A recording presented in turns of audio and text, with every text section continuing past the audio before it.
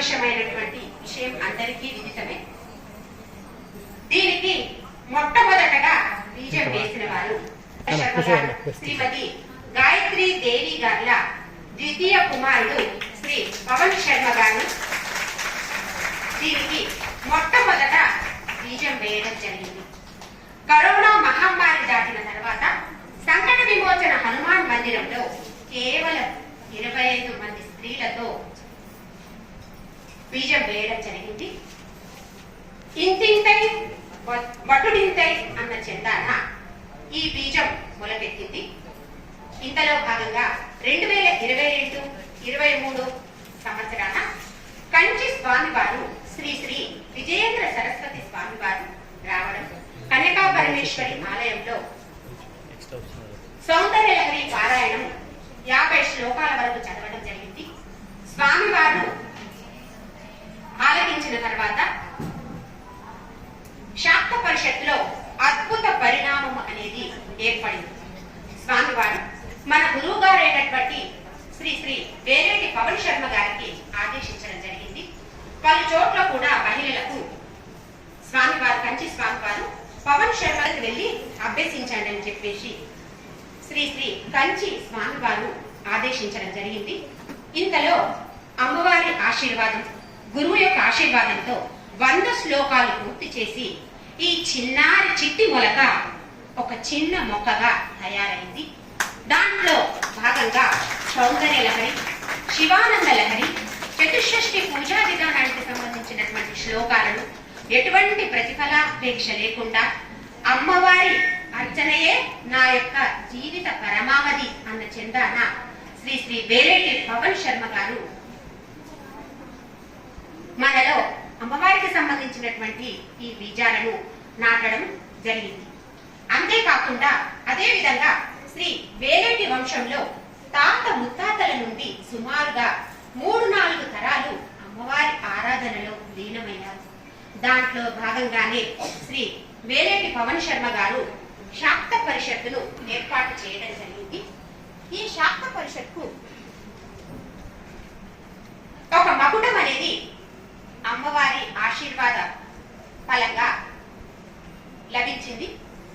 మన సంస్కృతి సంప్రదాయాలకు సంబంధించినటువంటి తోటకాష్టకం, శ్రీ శ్రీ ఆదిశంకరాచార్యుల వారు ద్వారా వెలువడినటువంటి అనేక స్తోత్రాలను సుమారుగా 50-60 వరకు కూడా స్వామివారు మన గురువు గారైనటువంటి పవన్ శర్మ గారు మనకు నేర్పించడం జరిగింది.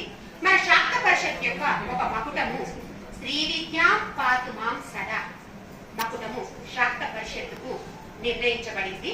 అమ్మవారి ఆశీర్వాదంతో శ్రీ అనగా గణపతి, విద్య అనగా అమ్మవారు, పాతు శంకరుడు, మాం విష్ణుమూర్తి, సదా సూర్యుడు. సూర్యుడు ఎల్లప్పుడూ కూడా జగత్తును ప్రకాశింపజేస్తూ మన జీవన విధానాన్ని కొనసాగింపజేస్తూ ఉంటాడు. అదే విధంగా ఈ శాక్త పరిషత్తు అనేది 25 మందితో స్టార్ట్ అవుతుంది. ఈ రోజు శతకళార్చనలో భాగంగా 100 మంది సుహాసినులు ఇక్కడ సౌందర్య లహరి పారాయణంలో భాగంగా మన గురువు గారైనటువంటి పవన్ శర్మ గారి ఆశీర్వచనంతో ఇక్కడ మనకు సౌందర్య లహరి పారాయణం చేసేటువంటి అద్భుతమైనటువంటి అదృశ్యం మనకు లభించింది. గురువు నోటి వెంట వచ్చేటువంటి ఒక మాటే చాలు, అది ఉపదేశం.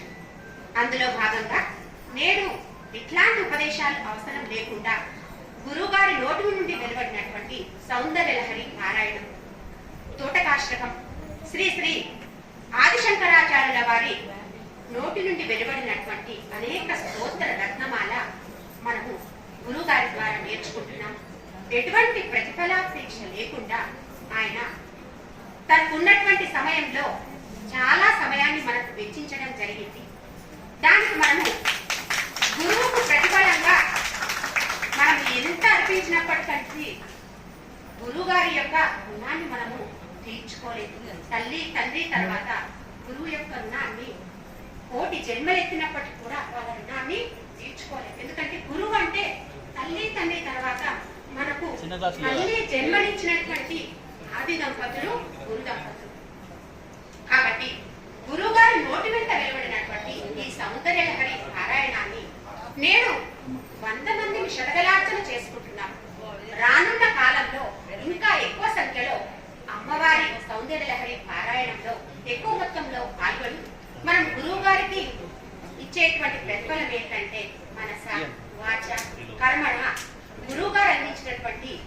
శ్లోకాలను, అమ్మవారికి సంబంధించినటువంటి విషయాలను అవగాహన చేసుకొని గురువుగారి యొక్క మార్గంలో మనం పయనించాలని త్రికరణ శుద్ధిగా సభాముఖంగా ఈ సుహాసులందరి యొక్క అభిప్రాయం ప్రకారం అందరం కూడా గురువు గారికి ప్రమాణం చేస్తున్నాము.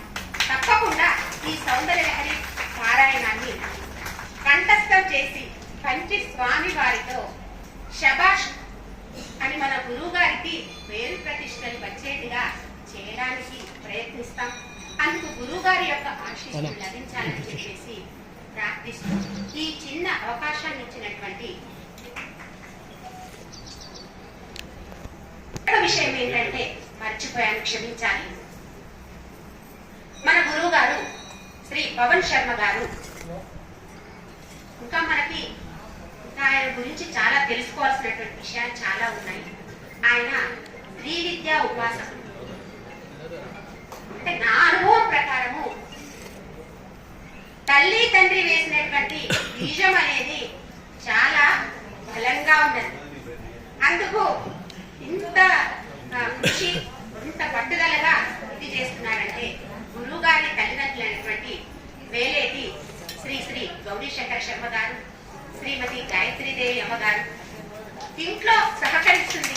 ఒక పురుషుడు వెనకాల ఉంటేనే ముందడుగు వేయగలుగుతారు. అందుకు మన గురువు గారి సతీమణి శ్రీమతి అపర్ణాదేవి గారి సహకారం కూడా ఉంది. అమ్మవారి ఆశీర్వాదం, కంచి స్వామి గారి ఆశీర్వాదం గురువు గారికి తప్పకుండా ఉంది. ఆయన అనుకున్నట్టుగా ఇంతింతై బటుడింతై అన్న చందాన ఇంకా పై స్థాయికి ఎదిగి అలాంటి వాళ్ళకు అమ్మవారి యొక్క ప్రసాదాన్ని ఒక భిక్షగా వేసి మమ్మల్ని ధరింపజేస్తారు. మా జన్మ ధన్యమైంది. ఎన్నిసార్లు ఎన్ని నోర్లతో పొగడినప్పటికీ కూడా ఆమె యొక్క రుణాన్ని తీర్చుకోలేము.